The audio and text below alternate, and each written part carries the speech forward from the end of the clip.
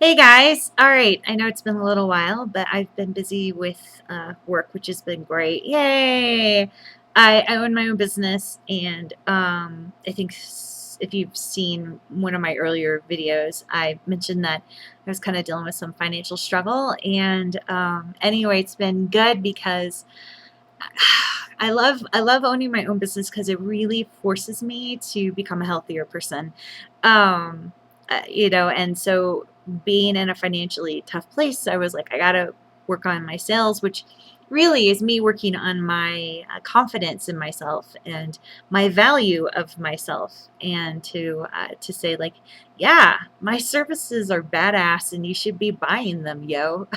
So anyway, and it's going really well, which is great, so it's good, but it's keeping me busy. So, but speaking of the whole value thing, I think I've been wrestling with that lately.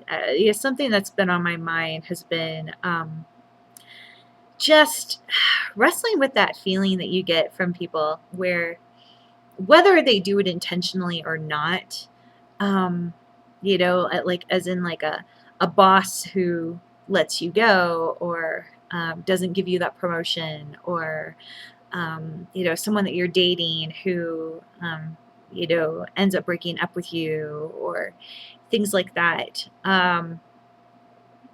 It's that feeling of not being enough that gets triggered in us, and and that's a really sensitive, really hard feeling for us, of course, because if you're an adult child of a BPD, especially if you were the bad child, in the family, then you know that, like, being taught that you're not enough was like kind of ingrained into you. And so it's a really sensitive button when that gets pushed, man. I mean, it's really hard to not feel like absolute shit.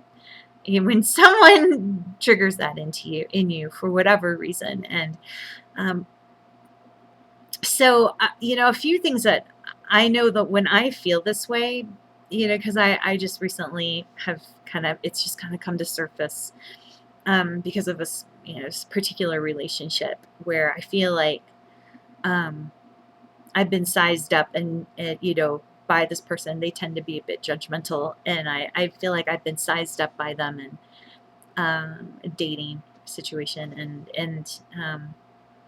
and they basically just went, she's not enough. She's not enough for me. So anyway, yeah, so I think when we feel that way, there's like some things that I think we have to remember, and whether the person is judging us purposefully or not, because of course we also project rejection into other people, because whether they actually mean to be judging us or not doesn't really matter as much, as because we can't control that, but we can control how we feel about it, and so when that whole not enough feeling kicks in, like, how do you deal with it? And I think that first we have to remember a few different things. Like, I always have to remind myself, like, first off, no one ever, ever, ever, ever, ever has the right to judge someone else's value or not. Ever. I don't care if it's a parent, a spouse, it no one has the right to judge your value ever. No one ever has the right to say that you are, whether you're good enough or not for them, because that's, or good enough, period. you know and the reason why is, because one is that no one can fully understand who we are, and no one can fully um get us or see us, because, good grief, we can't even see ourselves fully, like, there's way too many layers to us, and too much depth, and we as people are way more complicated, and what we perceive, and unless you're a mind reader, or someone who you can't, God himself is the only one who can judge us truly for whether or not we have value or not, or good enough or not, so yeah, so that's just bogus. It's a bogus lie that we believed, of course, because we grew up with a mom who taught us that she deemed us not enough. And so we have this crazy notion in us that makes us think that other people have that ability. And that's a complete lie. Of course it is. Anyway, yeah, and anyone who does judge us, like if they are intentionally judging us, then obviously they have this distorted self sense of themselves, like our moms do, like they have this distorted sense that they have some ability to judge and perceive people that way. And that's no, that's unhealthy and not good.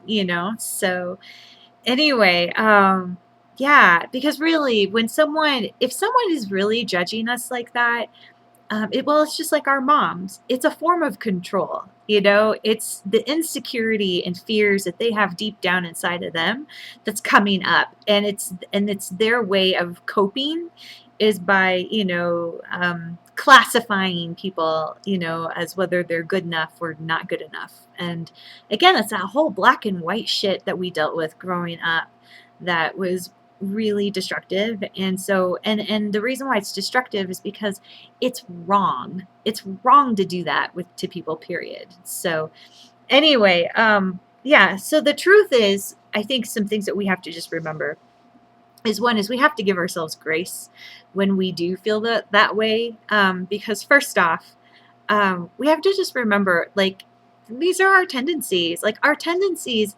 are to be vulnerable to other people's judgments about us. And also too, that we are vulnerable to also misunderstanding people and how they're acting and thinking that they're judging us when they aren't judging us. It's just us. If someone especially like reminds you of like your mom, and then that don't or they do something that makes you feel that hurts you or disappoints you, it's really easy to then like go, oh my God, they don't think I'm enough and blah, blah, blah. And it's like, no, that's not true. She was just busy. She was just too busy to call you back. So anyway, yeah. And of course, like if you are still like really working through this whole like not enough, stuff, but even if if you're still working through that whole like, am I good enough or not?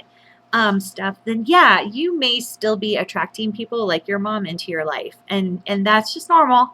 It's just part of the whole process of like healing, of like, oh man, I'm surrounded again by people who are judging the crap out of me like my mom did.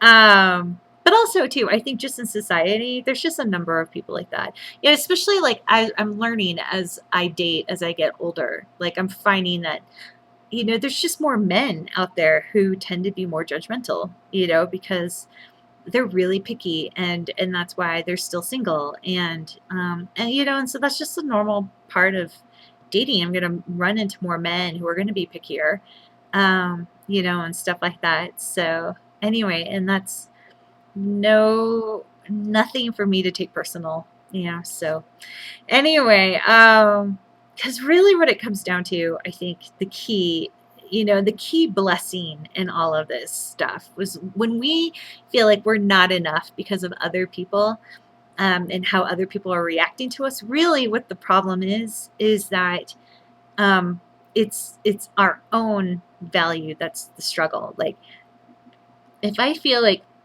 someone is looking at me going, oh, she's not enough, really what that means is it's an indication of like, April, you gotta love yourself a little bit more. Like you gotta work on that self-value a little bit more, and raise that value up more and more, and stuff. So and that's whatever little thing you can do to work on that. I mean, it's growing your self-value is a lifelong process for sure.